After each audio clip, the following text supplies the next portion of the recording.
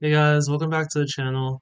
Um, by the title of this video, I kind of want to talk about this first before we go into the trade recap because it's something that um, kind of affects me on a day-to-day basis, whether it be at my job or whether it's here, and it's distractions, right?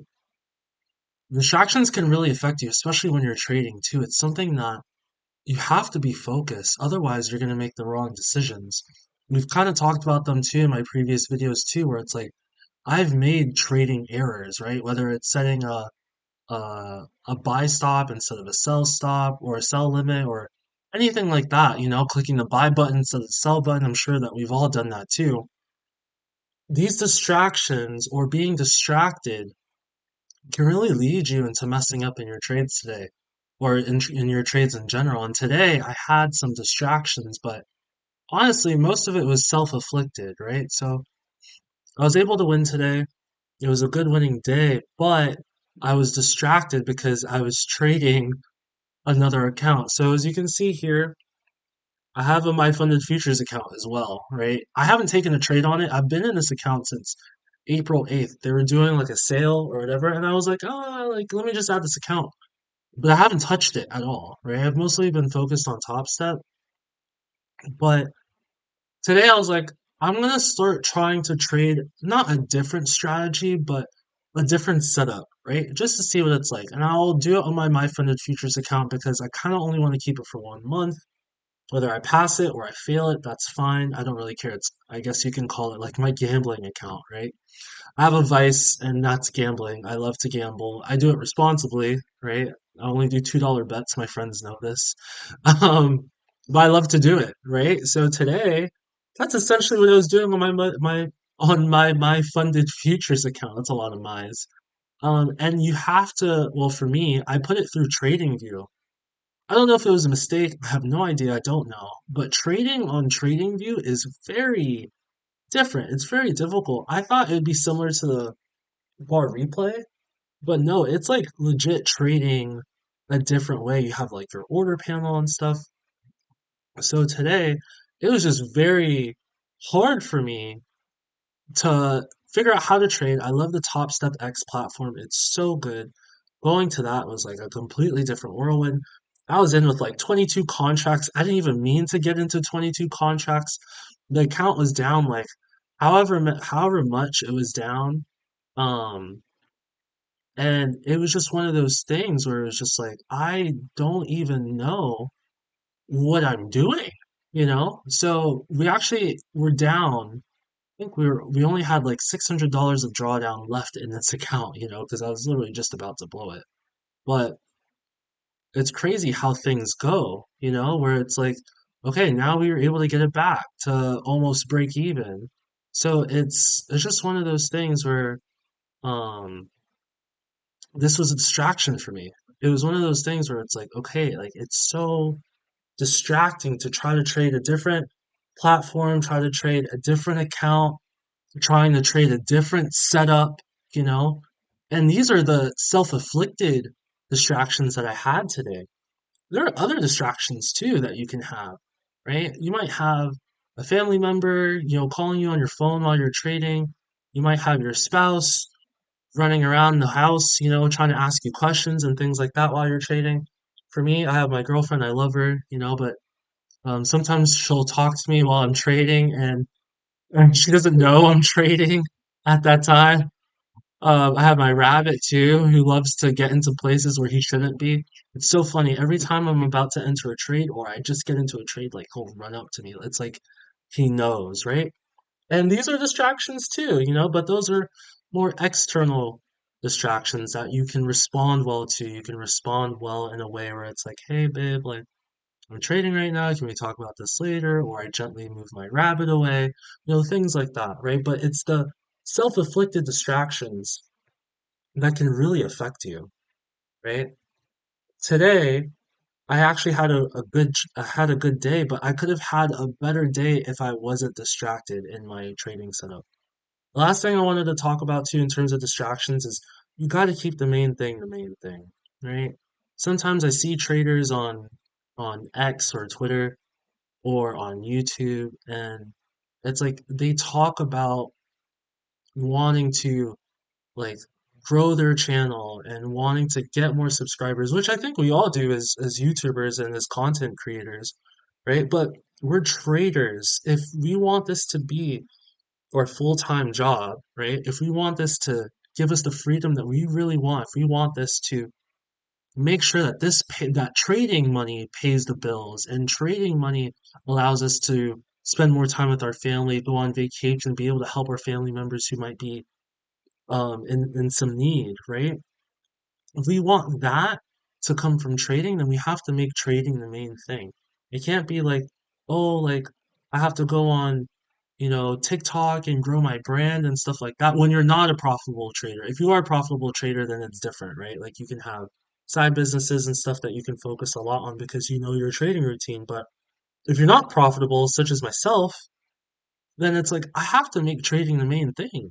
I'm making this YouTube channel to document my journey, to kind of show people like this is what it was from being unprofitable to being profitable. And at some point, over time, I will make a video talking about my history, kind of where I started, how long I've been trading for, and things like that.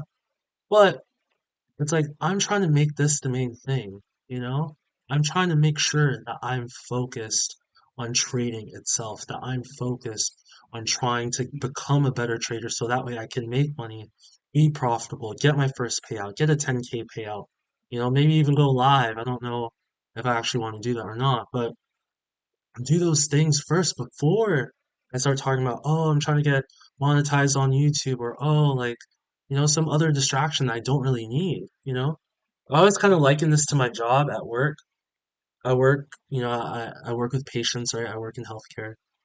And it's like, if I'm not paying attention, that could cost, you know, that patient's, well-being, right? They could end up falling or, something could go wrong to where it can negatively affect that patient, which will then come down on me on my job, right? So I have to make sure that I'm paying attention, that I'm not distracted, and that I limit my distractions and I respond to them accordingly, right? So that's kind of what I wanted to talk about today, what I wanted to mention before we go into the trade recap. So let's go into the trade recap. I'll show executions like always.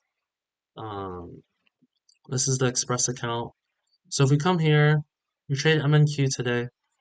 Um, First of all, let's kind of talk about the distraction that we started. So I'm on replay right now, kind of showing like what happened, right? So here we have our zone, we built our zone, right? We actually see this huge red candle at 7:44 coming down, breaking the zone, right? So I don't trade until 8 o'clock. So at this point of the replay, it's not even 8 o'clock right now, right? I don't trade till 8. So that's the first sign that, hey, like we could be getting something, right? But I don't trade until then. We had another huge red candle breaking the zone even further, closing below this red candle here. So that's a really good sign, right? So now I should be looking for a pullback. So we'll fast forward a little bit. We're getting a pullback. Boom, huge red candle.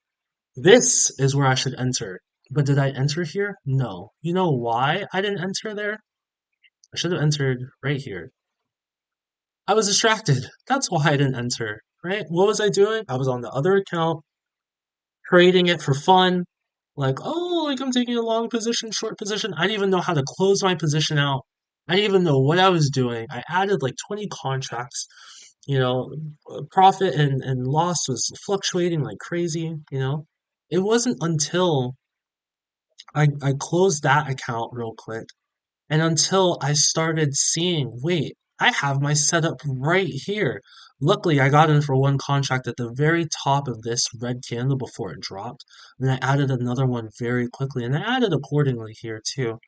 I think I could have done a better job of adding, kind of like coming 50% of this huge red body candle, which I usually like to do, but I couldn't do it. But I did add 3 contracts here at 438 and I was aiming for that 440 level to kind of add as well. So decent job there. I could have done a better job adding, but I'm definitely um, very happy with the way that I was able to get out of it. So in total, we had a total of about 10 contracts. So it's about one equated to one mini.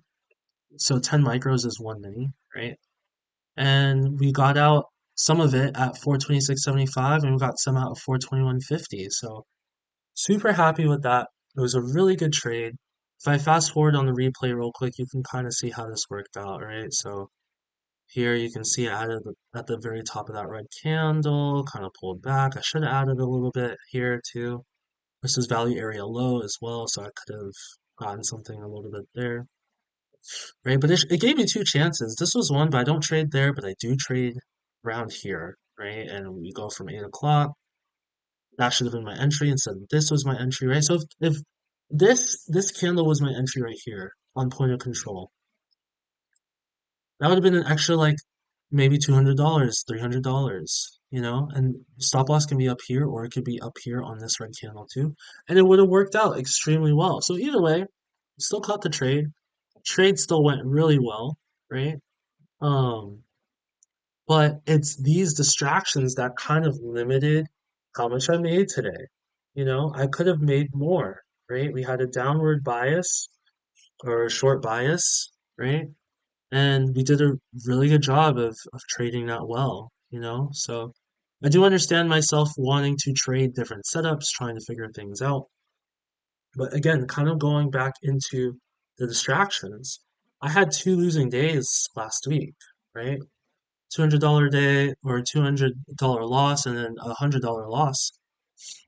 And those losses can put in your mind, oh, I need to change something up. I need to do something differently, right? I play basketball. So if I'm not making a shot, I'm like, I'm kind of doing something wrong. But as a basketball player, I do understand as well. There are times where I shoot the ball and it feels good leaving my hands and it just doesn't go in. But that doesn't mean that, oh, I have to completely change my shot, right? It just means that, okay, try it again. See, maybe you put a little bit too much or a little bit less, right? And see how that goes, right? You don't need to always tweet something, right? Just because you lose. And I think that's a thing in trading that a lot of people don't understand, and something I'm learning myself now too, is that just because you lose doesn't mean that you have to change something. Just because you lose doesn't mean that, oh, there's something wrong, right? Clearly, there's nothing wrong with the way that I've been trading. It just, here, I took a bad loss, which wasn't even my setup, it was an accident. And here, I took a really good loss as well. Again, if we go on the combine, because the combine shows a little bit more data, but it's like you have three winning days, two losers. Your wins are more than your losses. We're up $892 on this account. It's like, why would you want to, change something, right? And those doubts, those thoughts, they end up becoming distractions to the main thing as well. So, anyway, that's what I wanted to talk about today. Just, guys, keep the main thing the main thing. Like, you have to keep the main thing the main thing. If you're a content creator yourself and you trade, and trading is your content, and you're not profitable, focus on getting profitable, right? Focus on journaling your trades, focus on the journey, focus on what you have to do in order to become a better trader rather than, oh, I have to grow my YouTube channel. Or, oh, like I'm trying to make a brand. Unless like that's part of your actual job that you're working. But this should be the main thing because this can give you limitless opportunities. Like for myself, I really do believe that I can get a payout this time around. Last funded account, I couldn't do it, but I really do believe that I can do it this time as long as I continue to manage risk.